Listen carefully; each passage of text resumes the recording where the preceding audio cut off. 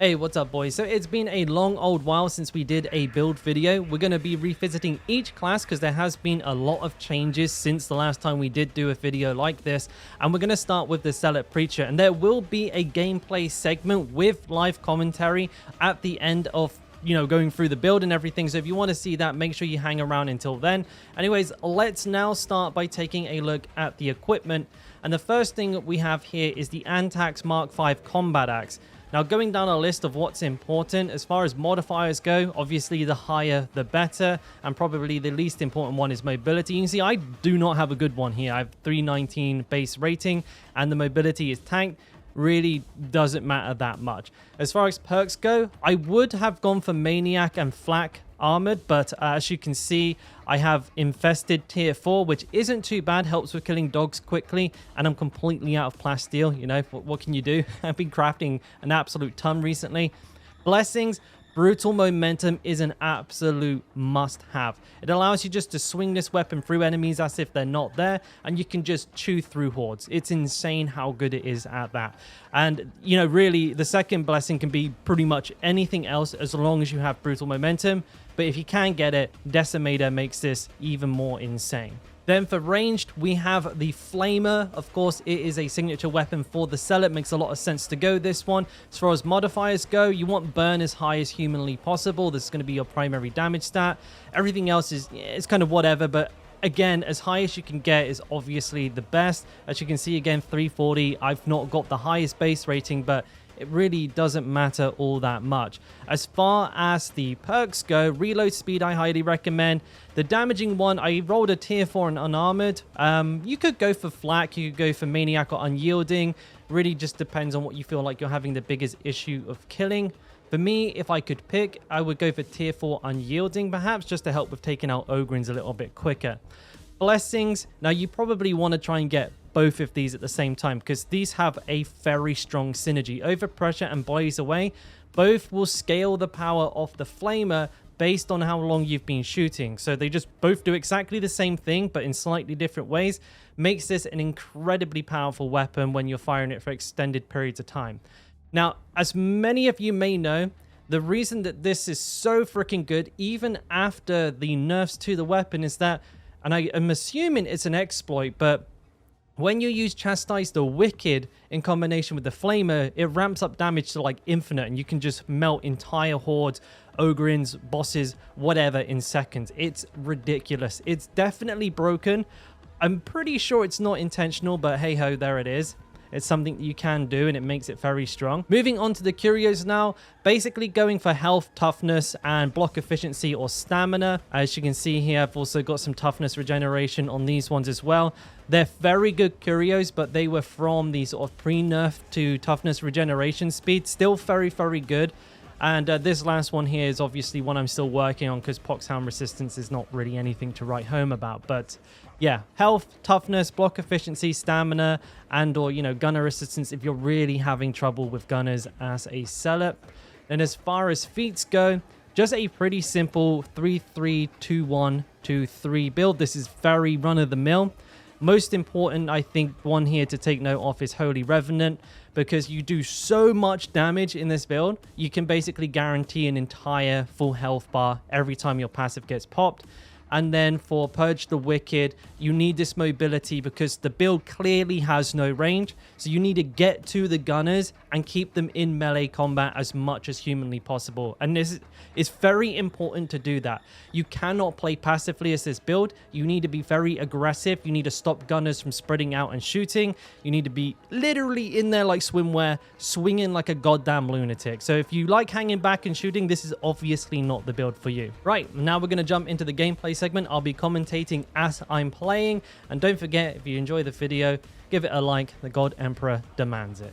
Okay, so I'm starting this video kind of like midway through Smolder Complex here on Damnation, a little earlier than I was originally expecting, but I just wanted to make sure I have an opportunity to talk about the nuances of this build and where you can capitalize on its strengths and how to make up for its weaknesses. And yeah, hopefully we get some decent mob density and situations here that are going to allow me to talk about it. But I am, of course, playing and talking at the same time. So you'll have to forgive me if I kind of get a little bit lost in the mayhem and miss my words or stop talking for a second, because I got to make sure I don't die. So it's right off rip, when it comes to rages and actually also, oh, hello, mutants as well, make sure you're spamming light attacks. Light attacks with this weapon do considerably more damage than heavy attacks for some reason. And when it comes to bulwarks and crushes, we're going to burn them up and then use Chastise the Wicked to get a really high level burn on them. Hopefully my team can help keep them off me just for a second. There's the Chastise. Well, we got a Horde as well, so this is definitely Flamer City. We got a Purg Staff as well. And the reason I'm using Chastise, like I mentioned before, is because of the... I'm assuming it's a bug. Again, I'm not 100% sure, but you can ramp the damage on burn very, very high if you use Chastise the Wicked. I recommend trying it out in the Psychanium if you haven't before, just to see the kind of insane DPS it does. But yeah, it's pretty mad. All the meanwhile, obviously using a lot of slides to make sure that we are avoiding as much damage while being mobile around the map. Because we're going to be having to close the distance very frequently. It's important that you get used to doing this. I believe that's going to come out here. Yes, no. I have anticipated that to be coming from behind, but there you are. That's my ammo. There we go, got him. But when it comes to other maniacs, I should just add that, look how fast I'm killing those. But like, when it comes to other maniacs, like the, is it the Flamer and the Bomber, I think?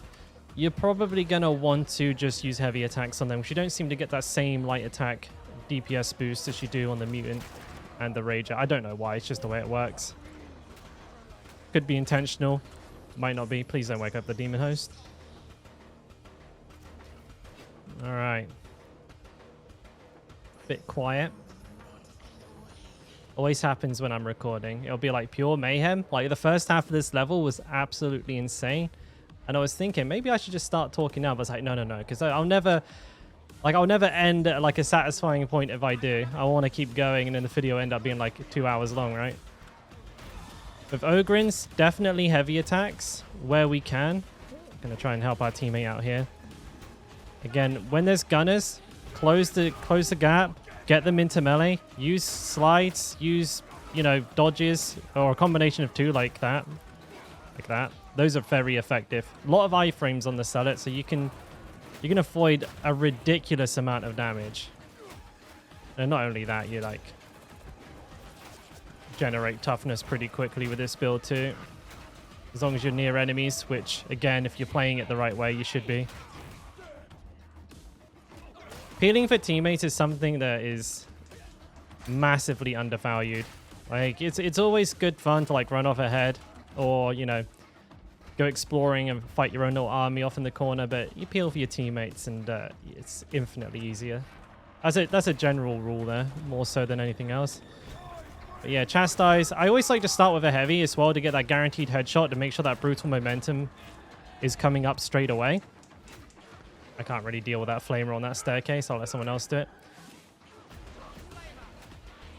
And just generally while playing, you want to be limiting yourself to light attacks as much as possible and spamming the living Jesus out of it, especially if you have Slaughterer, because you're getting, of course, Rising Conviction stacks, which increase your damage. And then you're also getting Slaughterer stacks, which also increase your damage. And of course, this build is a low health build. So being low health, more damage, more attack speed, and we can always rely on our passives to bring us back up to full HP when we are, you know, up shit creek. Just using the axe to chew through the Horde. I need to get out of that. Ooh, almost got cooked. But you can basically solo an entire Horde with this weapon, and that's, you know, that's not even what you're going to be using it for half the time, because you got the Flamer for that kind of stuff. That guy got trapped off, I believe. Like, that wasn't his fault. He got shot through the floor by the trapper. I'm almost certain of it. I don't have any grenades. I've already used them all. God damn. See if I can get these off of him. Someone's giving me some space. Come on, let me do it. Oh, you get. I took a bit of a risk trying to get the guy up there. I gotta get the bomber, because it is doing whatever the hell it wants. Alright. I really don't want my passive to proc right now. There's not really any enemies here to hit. So this is a not necessarily a bad situation to be in. It's just if your passive is procced before you can get yourself to enemies, yeah, you're kind of in trouble there. That's going to be pretty rough. Okay, so I'm going to have to try and do what I can here.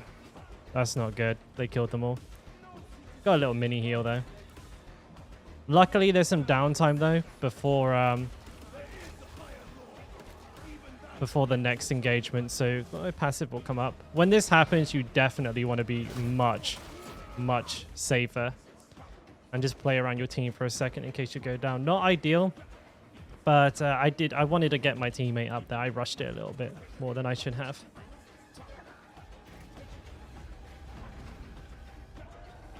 But we'll only go for a little bit longer. I'm not going to go for the whole mission. Hopefully get some more opportunities to show you, especially against like the gunner situations. That's kind of where we're the weakest. I'm going to get in front of the horde. I don't need a flame as much, really. I'm only going to pull that out if I see Ogrins, because they're a nightmare to deal with. There's a sniper at the bottom of those stairs. Yeah, Ogrins are much more difficult for you to deal with this build, but the flamer completely like makes up for that shortcoming. And then when it comes to attacking, you just want to basically spam heavy attacks when it comes to a crusher. And for a bulwark, you just want to dodge to a side while they're swinging their weapon and then get a free heavy attack off every time. So charge the heavy attack, dodge to the left or the right. You know, the way that the shield isn't, I can't remember off the top of my head. Very specific piece of information I can't remember. Someone's woken it up, so I'm going to go ahead and guess that this is the end of the run, and I'll meet you outside of the game, and we'll just wrap the video up. Post-game Dalkora now, and yeah, we actually managed to get through and finish this mission. Don't know how. I thought we had thrown it back at the demon host pool, but nope, we did get it. Pretty proud of us there. And yeah, as you can see, you know, the build is really strong. Very aggressive, excellent kill potential, very well-rounded. You know, even though you can't take out those ranged enemies, you can get to them and beat them up in melee, which is just as good.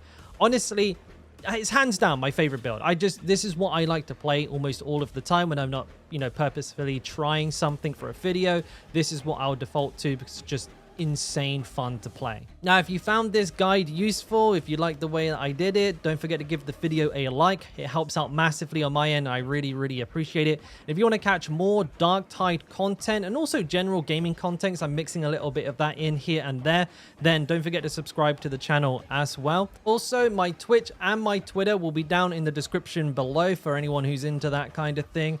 And a huge thank you to Love Strange Doctor for the super thanks on the last video. And to answer your comment, yeah, I will be covering all of the new weapons, just first giving myself a little bit more time to play around with them. And of course, a thank you to our supporter over on Patreon, Death Factor. And if you'd like to join these awesome people in supporting the channel and also earning some unique rewards for doing so, then check out my Patreon. Link is down in the description below. But yeah, that's the video. Again, I hope you enjoyed it, and I'll catch you on the next one. Peace.